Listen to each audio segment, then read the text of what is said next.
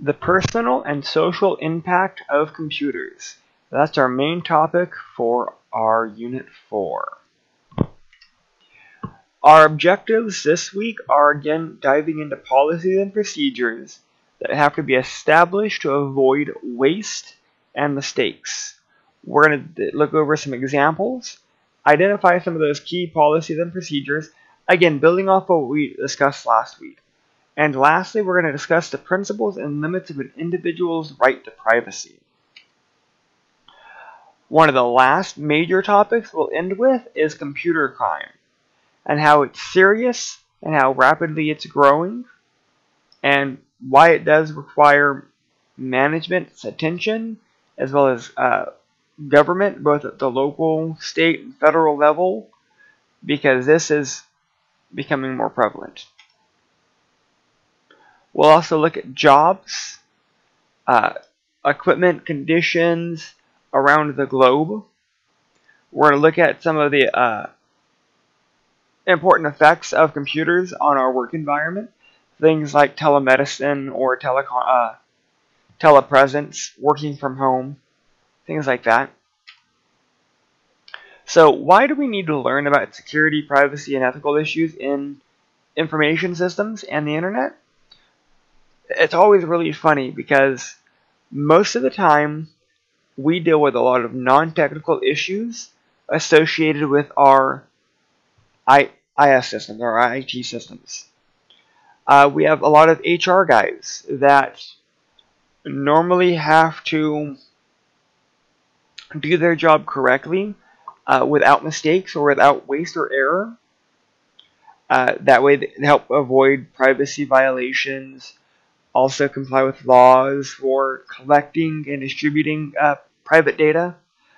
A big one is, right now we were working with a gun range here in town, and the HR specialists, they were trying to see if they could dig deep inside of each of their social medias, their Twitter accounts, their Facebook accounts.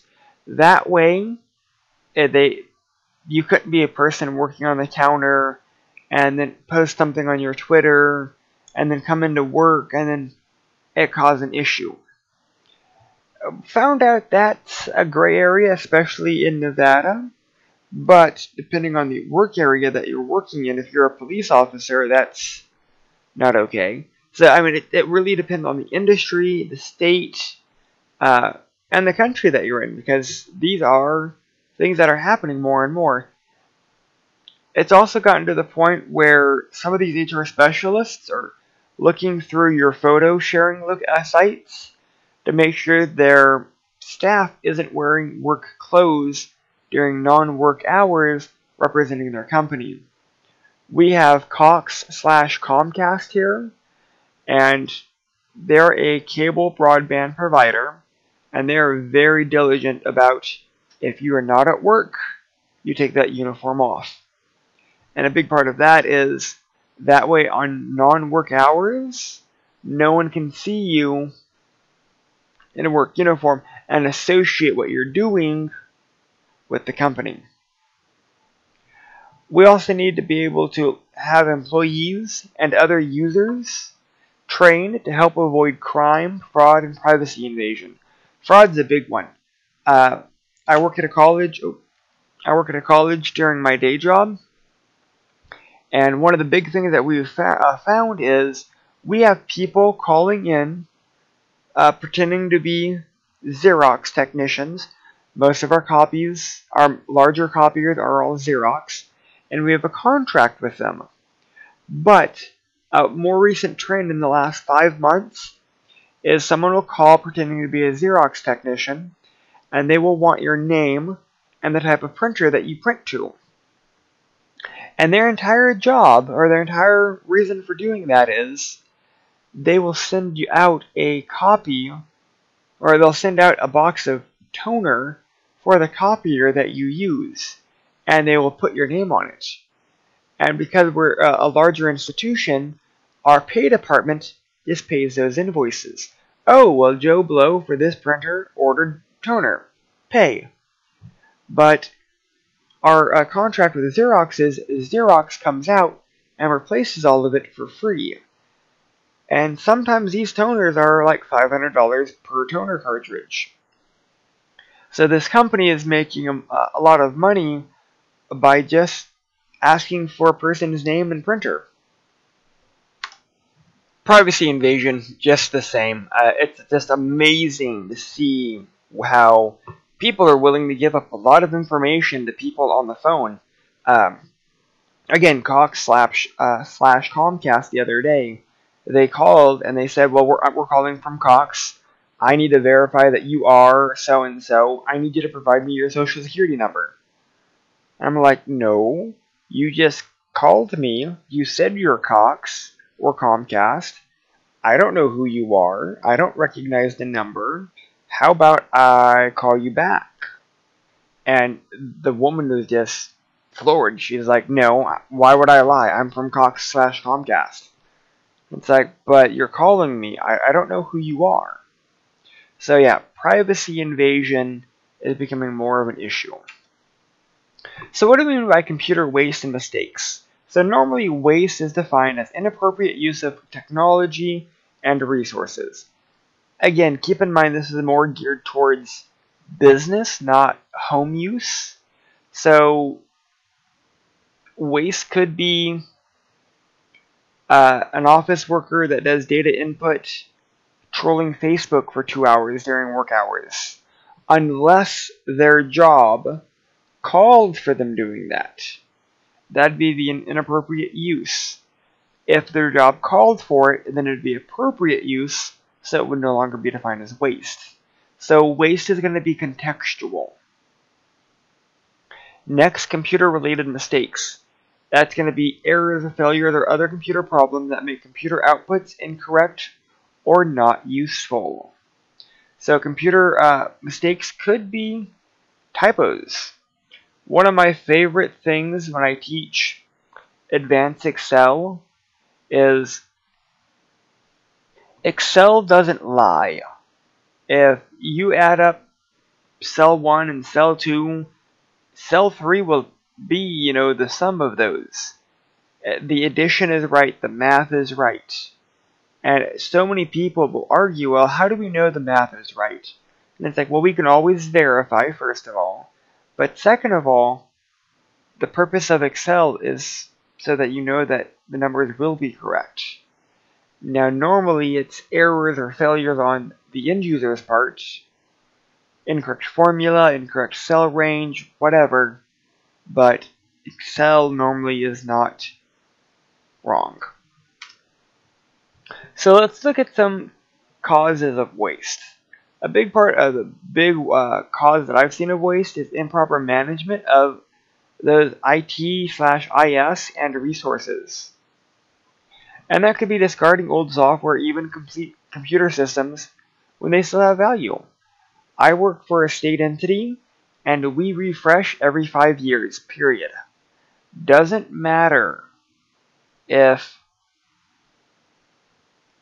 they're good or not. Every 5 years they're refreshed. Even though most of the time, most of those PCs still have a good 3 or 4 years life on them. And if you push it, probably another, 5 to 10 year life on them. But doesn't matter. Our mandate is we refresh every 5 years. So we are very wasteful in that regard. Some users are wasteful when it comes to mobile phones, cell phones. Every year, most Americans are getting a brand new cell phone. Again, that would be technology waste. Where does that go? We're not going to bring that up just yet, but waste is discarding something. Well, if we're talking about technology waste, discarding something when it still holds value, or when it gets to a point where the value it holds is no longer sufficient to meet your needs. For example, I got a new keyboard. My previous keyboard was a $200 keyboard. And I had it for 4 years, and it did me really good. But it still worked. but it got slower and slower, and it started causing me more and more problems. It still had value, but at a certain point, the value that it had was less than the value I would be able to get from a new keyboard. The cost offset the benefit of the new keyboard. So that's something to bring up. One of the last things, which this is always a red button topic for most people, using corporate time and technology for personal use. If you're getting paid, should you be doing things that are not work related? You're sitting on your break in your cubicle at your company looking at your personal email. Is that okay? It's your break time, but it's their technology. It's their resources. Is it wrong or is it right? That's something for you to decide. Computer-related mistakes. Again, failure by users to follow the policies and procedures. Could be unclear expectations. Could be that the programs could contain errors. Could just be that we have the wrong data that we're inputting. That's been a fun one because that's happened. I help implement an IT system for a call center. Not manage, but implement. And the call center staff kept getting wrong data. I'm like, I didn't get. You guys are the one that provided the data input sources. The system took the input sources and did the cleaning that you guys wanted. It's not the system. It's the input. It's the data input that you guys are getting. Turns out that the system that fed into the call center system was incorrect. Essentially, they would send out mass text. If you replied to the text, the system would show as input and would generate a call this user to follow up. But there was no control in there. So if you text back anything, it gave you a return call. So if you typed in F this, then it would generate you need to return or a follow up on this person. That's what I mean by incorrect data. So how do we prevent waste and mistakes? First and foremost, like we've already talked about, policies and procedures. Same thing we discussed last week, policies and procedures. I'm going to keep saying it because policies and procedures are that dang important. That's establishing, implementing, reviewing, monitoring, reviewing again, and going through them over and over and over. Every year, every quarter, every 4 years, every 5 years. These policies and procedures are living, breathing documents. They must be upkept. What I mean by that is if 1 year a portion of a policy doesn't apply, then we need to update it. But we need to be reviewing these guys regularly. So how do we establish policies and procedures? First thing is, we need to have some type of established policy and procedure guideline. We need to be able to look at the efficient acquisition, use, and maybe the disposal of devices. But before we can even do that, if we're going to implement some type of policy that will dictate that, what's the policy of implementing new policies? At my day job, we have a 3-panel person committee that our policies have to go through. And once they approve it, there's a body above them and a body above them. It's government, so you have to remember that. But that way, no policy or procedure is put into place that has not been thoroughly vetted or thoroughly gone through word for word. Part of the policies and procedures also goes into training. So once we have it, we need to be able to train individuals and groups how to use it. Another one could be manuals and documents on how those policies and procedures should be followed. And there should be some type of approval system. That way, they're being approved every year. And normally, the approval process is to hit home compatibility and cost effectiveness. But again, these are living, breathing documents, so that has to be taken into account. The approval every year of our policy and procedures to keep the alignment of our policies and procedures in line or aligned with our business, making sure that they are cost effective, making sure that they are compatible with our business mission and goal and objectives. So, what about implementation? Normally our policies often focus on the implementation portion. How are we going to automate some of these systems? How are we going to edit some of these systems? How are we going to verify accuracy? And so normally when we're talking about IS systems and policies, we have to do some type of implementation of source data automation so that the use of editing and accuracy and completeness is there. Basically, if you've ever programmed a database, these are going to be required fields. When you open a bank account, maybe your ID number is going to be one of those items that has to be completed. Make that mandatory. That way, they have a way to verify that you are you. But they also have to verify that the data is accurate and that it can be editable at a later date. So that's why I'm saying data automation is a big part there. I walked into Wells Fargo the other day and they scanned my driver's license. And from my driver's license, they pulled all the data from the DMV. My address, my name, date of birth, like all of that. That way, they could be more accurate within data. Also assuming that DMV had accurate data. But then I had to fill in the rest of it. That way, all the data was complete. A big part of the implementation process goes back to that training. Training is involved at every level within our policies and procedures. We have to know what our policies and procedures state. A great example, I'm doing a policies and procedures course for a bachelor's level class at another college. And we were talking about fire drills inside of the on-site campus and the regulation and code that dictates that. Because that college was a for-profit college, the fire department, when they came out, said that they had to meet Group E of a specific uniform code, because G was for the corporate portion.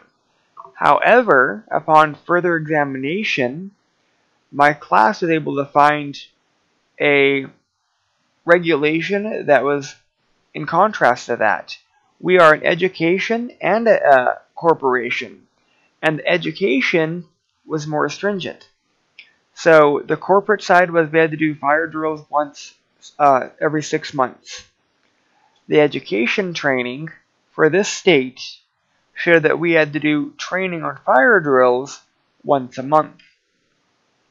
But because we were both corporation and education, we have to train our staff to look at, okay, yes, we're corporate, but we're also education. What's the most stringent requirement? That way we can always plan and meet the most stringent. So going on, monitoring, again, this is going to be dependent on your organization, your industry, but basically, you look at the policies, procedures, you keep reviewing them, monitoring them, and as new items come up, you take corrective actions. Could be in the use of audits. If you are a publicly traded company, you're following SOX, just because that's required. And part of that is, again, corrective action within monitoring policy and procedures in terms of audits to verify all information is correct and free of errors and that you're giving accurate information to stakeholders and stockholders. But you have to know about SOX if you're dealing with those industries. If you're taking payment cards, you have to know about PCI DSS. Reviewing. You have to review policies regularly. You have to make sure that these policies are still valid, that they still make sense. And a big part of that is you're going to ask some basic questions. Does this policy meet your existing practices adequately? Were there problems? Should there be things to review? Could there be better things to review? Is there a better way to do this? Are other organizations within the same industry doing something different? Are they yielding the same results? Is there anything that we need to add or remove? All key questions when talking about reviewing. So I think really the key part of this chapter is our computer crime. Most of the time, our computer crime is not detected. We have mass amounts of data, money, and other data stolen or diverted regularly, and sometimes that can be very substantial. Just removing a tenth of a penny for every bank transaction in a day, and you're talking millions of dollars gone. Normally, these crimes are viewed as clean, non-violent, more white-collar, and it's actually raising the number of IT-related security incidences and raising them quickly. They've already shown that a computer attack on the right company, and those companies will pay. Computer crime is a global issue. It's not a one country issue. This is global. You can now have one country attack another country without physically being there, without any physical troops. Online cyber warfare between North Korea and the US, for example, or China and the US. If you want to get to the nitty-gritty, the idea, not saying it happened, just the idea, North Korea versus Sony PlayStation, or Sony, not Sony's PlayStation, but just the Sony company, and North Korea shut them down for quite a while. That's a lot of lost money, lost revenue. So the computer is becoming a tool to commit crimes.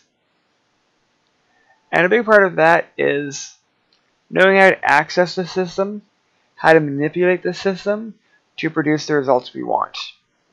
And that's becoming a huge issue because you can actually get a lot of detailed information out of people through social engineering, just talking to them, through dumpster diving, going into the back of a company, getting their garbage, getting what they're disposing of.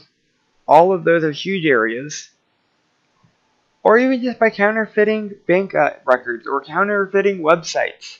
All of that is huge because there's a lot of money in there.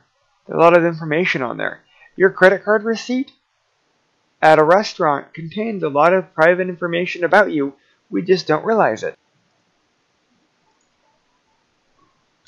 Alright, cyber terrorism. That's kind of what we've been talking about. We've been talking mainly focused on corporations. What happens if another country does that to another government or to other large organizations? Cyber terrorism. We have DHS, Department of Homeland Security. Well, DHS, Department of Homeland Security, not Homeland Security Department. But it serves as our government, the U.S. government, focal point for fighting cyber terrorism. Good or bad, that's what we have.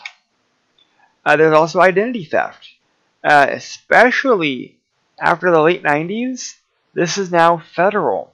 Because you could be having your identity stolen in any state, and it's hard to figure out who has jurisdiction.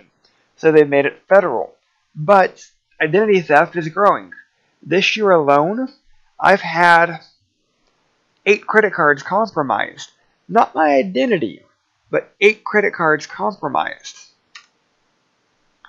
Again, the computer as the object of the crime. We're now taking computers and the ability to illegally access and use it, or to alter or to destruct data. Personal equipment that may house work-related data that is altered, changed, or removed. Hillary Clinton's personal email servers that may or may not have had data wiped. Information equipment theft. Ford moving a manufacturer plant to China, and then having one of the Ford systems compromised, and now they're able to manufacture Ford trucks with a Chinese company name stamped on them without a problem. So that's what I'm talking about. So this is theft of a computer system. Ford sent their F-150 to China to be manufactured. Here's the Ford version. Here's the Chinese version. And they are identical. But instead of saying Ford, it says the Chinese company's name. One of the big ones that I found was BMW versus BYD, and how, because BMW is manufactured also in China, how they are similar. You can pick any major car, and there's a Chinese version of it. So, the computer system as the object, because most of the time, we're not sending physical plans. These are all electronic information. And once they get transmitted to another country, that's it. There's nothing we can do. Ford, BMW both filed lawsuits with the Chinese company in China. Chinese government said intellectual property, no. Pretty much. So, when people think computer crimes or computer as the object of the crime, it's pretty far-reaching. I'm not saying anything bad about China, don't get me wrong. China's ability to replicate is amazing, and that's a good thing. But I mean, we have to do replication legally. So, illegal access and use. That could be things like hackers, script bunnies, or script kiddies. Could be malware. And this is about gaining illegal access to your computer and to be able to use your computer or computer systems or resources illegally. That could also become in forms of viruses and worms, or Trojan horses. So how can we avoid getting things, or avoid illegal access? Be diligent. Make sure to have an antivirus. Make sure to have anti-malware. Pay attention to what you're opening and what you're working with. Back up your files regularly. Don't open emails from people that you don't know. Maybe have a virtual machine that you open items that are suspicious in. Be careful with what you open on the internet. A big thing is pretty much just be careful on the internet. If you think things are too good to be true, back out of it. Kind of be careful when you try to download things. Make sure that they're coming from legitimate sources. Don't download a lot of things from CNET. CNET's not bad, but sometimes people can couple malware in with legitimate programs. Use an antivirus. Set it to scan. You get what you pay for, so if you have a free one, again, you get what you pay for. Paid ones are a little bit better. Not that, they're amazingly better. Some may are, some may not be. It just depends. But find one that's going to meet your needs. Go online, do some research, find out which antivirus is best going to meet your needs. Because some update every 5 minutes, some update once a day, some are focused on one area, some are focused on another area. It just depends on your specific individual needs. Here are a few. Symantec or Norton Antivirus. Ooh, these sites are old. Panda. Turn to Micro. I wouldn't really... McAfee is there. But again, pay attention. Avast, AVG, Security Essentials. There's plenty out there. Information and equipment theft. This has been a huge thing. Paperwork for policies and procedures for removal of software, removal of hardware, and maybe passwords. It is not okay to know your peers' passwords. If you're a computer admin, it is not okay for you to know everyone's password. If you're a manager, it's not okay for you to know everyone's password. I take care of a assisted living facility, and the office staff wanted to know everyone's username and password. It's like, no. Everyone has to be unique. That way, if there's ever a problem, hey, Tiffany's account was used to do such and such. Well, if Tiffany is the only one that knows her username and password, it had to be Tiffany. But we have to make those clear. We have to have the procedures in place for password management and for password changes. My day job, we have to change our password every 60 days. And it's a little daunting on our end, but that's been the password policy, and it's been enforced. That's the next thing. Enforcing the policies and procedures.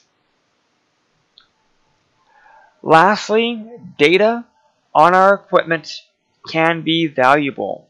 The EDD department threw away several hard drives that contained records of 20+ million people. With the correct data recovery software, if you stole the hard drives, you could gather all that data back. And it happened. So software and piracy, again, that's pretty straightforward. Don't steal software. Don't do anything illegal. Don't make copies of software. Normally read through the license agreement so you know how many PCs you can install it on. Just because there's no serial number or serial key doesn't mean it's okay for you to distribute. Check licensing. Careful of scams. Phishing has been a big one. I get emails from my bank, Wells Fargo, and it's like, wait, I bank at Wells Fargo. So sometimes the phishing scams may look very legit. If things seem too good to be true, they're not. If you don't play the lottery, you don't win the lottery. You don't have family in Nigeria giving you money. Vacation. That's been another big one. Free vacations. Not normally true. You cannot normally win a lottery in another state that you've never been to. I have so many people tell me how they are getting millions from the New York lottery, or from princes in Nigeria, or how their family in Kenya is from royalty and they inherited, billions of dollars. If things are too good to be true, normally they are. Oh, you know what though? Not all the time. I received an email from a Czech Republic company asking me if I would do some work for them. I was very skeptical.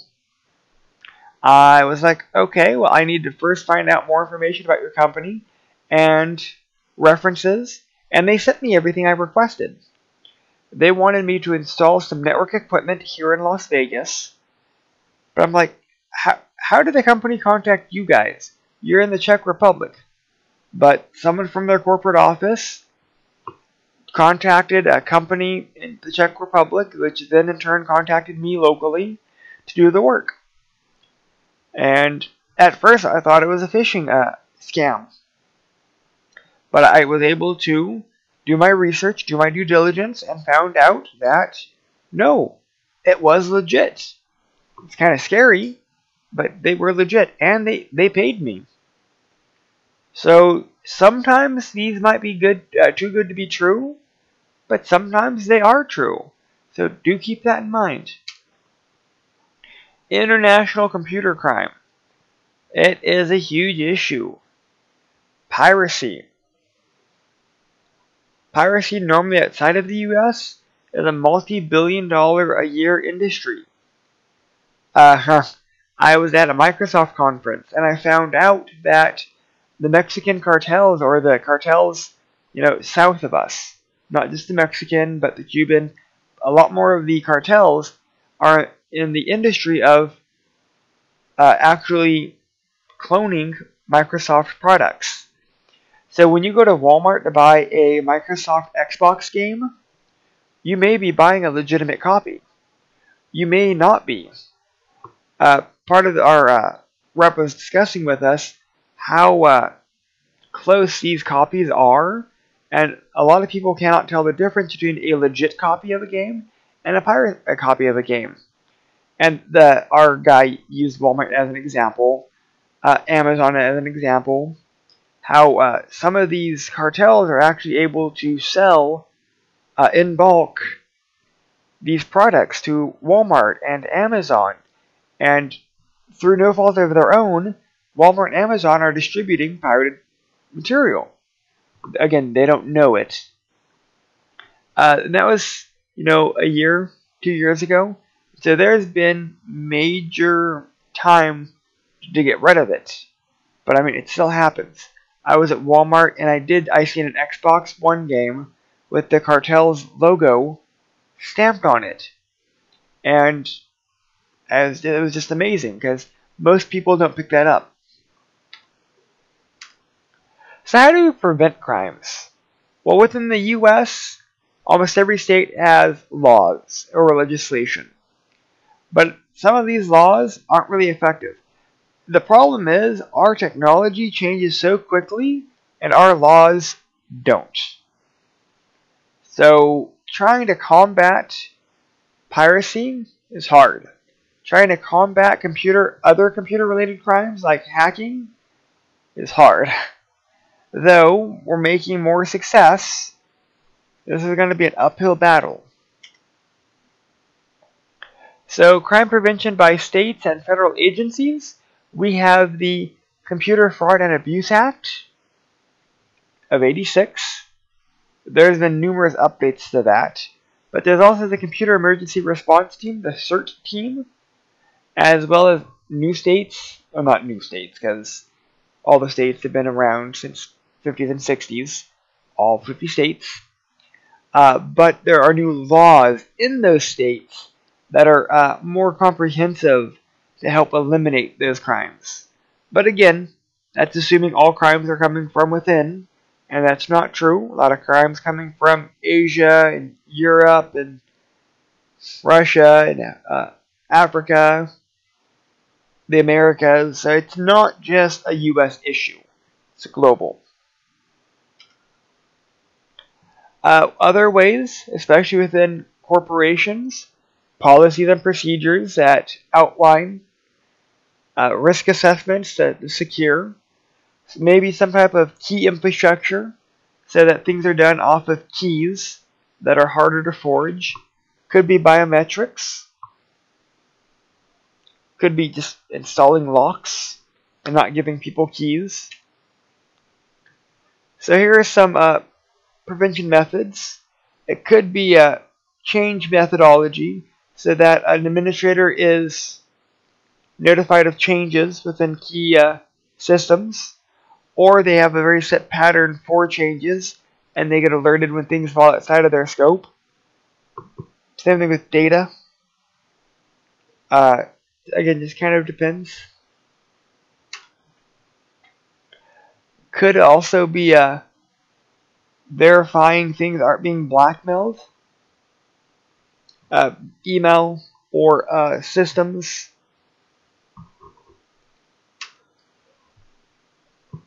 Big one is companies joining together to help fight crime. So there is the Software and Information Industry Alliance. Microsoft also financed the formation of a Business Software Alliance anti-piracy group. Most of the major corporations are joining together to help combat software piracy because they're losing a lot of money. Within the US, not that big of an issue, but countries like Eastern Europe or China, where there is no concept of intellectual property, software piracy is rampant. Could be, going back to the corporate, IDSs and IPSs to help prevent intrusions. Managed security appliances like firewalls or filtering software so that we can start filtering and blocking out things that shouldn't be there. Again, laws, ordinances, policies, procedures. Child Internet Protection Act, CIPA, of 2000, requires filtering in federally funded libraries for child pornography. Not pornography in general, because there's still freedom of speech, but child. If there's information that children will be getting access to, those PCs need to be have filtering software put on them.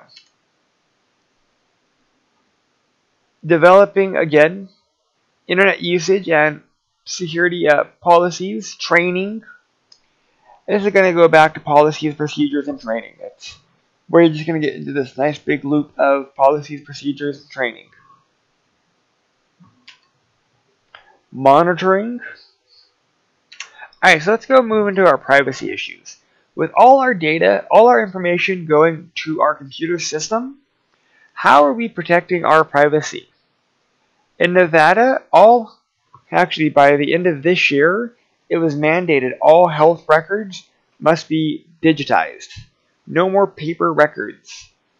Well, if they're going on a data network, how are we going to prevent privacy issues?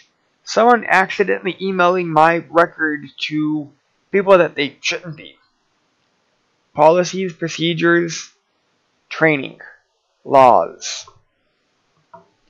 There should be procedures in place so that staff don't accidentally do a data breach of private information because they're going to be trained on the policies and procedures that are going to be there. There's federal agencies that do the same thing. The NSA has collected phone data and then analyzed that phone data.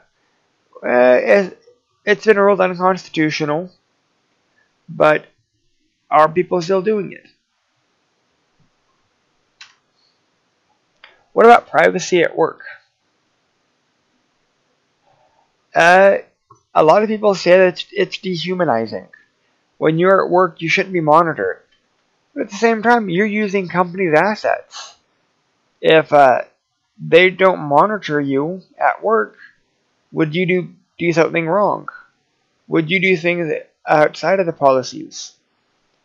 If the policy was no personal email during work hours, how many people would still try to access their personal email? We install productivity software, and basically all it is software that allows us to track what our customers, our employees are doing for our customers.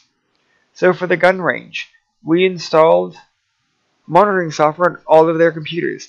That way we could see where they're spending the majority of the time. It would track every little thing. How much time they spent on Internet Explorer. How much time they spent in Word. How much time was their computer idle. And it would pull reports so that we could see if they are being productive or not. The employees were upset with it, but at the same time, the company is paying for that asset. The company is paying you for your time.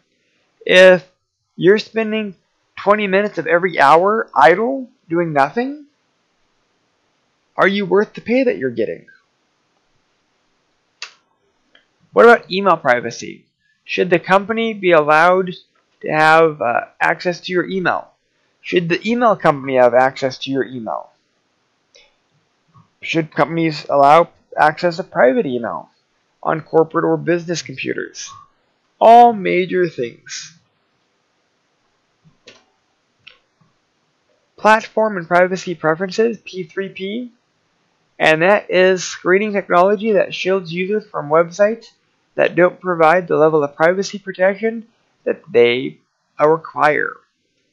Companies can dictate what websites you can go to based on the security level of those websites.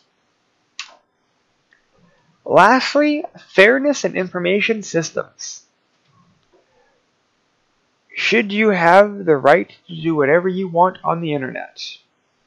In the US, we like to think so, but a lot of other countries say no. Should we have the right to look at child pornography? Should we have the right to exploit women in other countries? Should we have the right for easily accessible banking online? These are key issues that are being asked right now.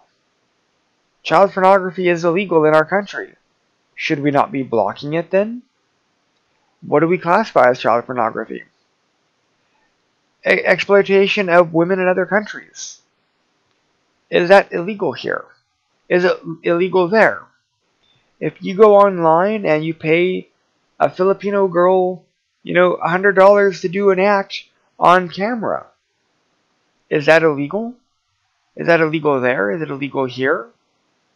Those are questions that we have to ask because our computer systems, our technology, is making everything interconnected. And that's one of the questions that has to be answered before we can move on.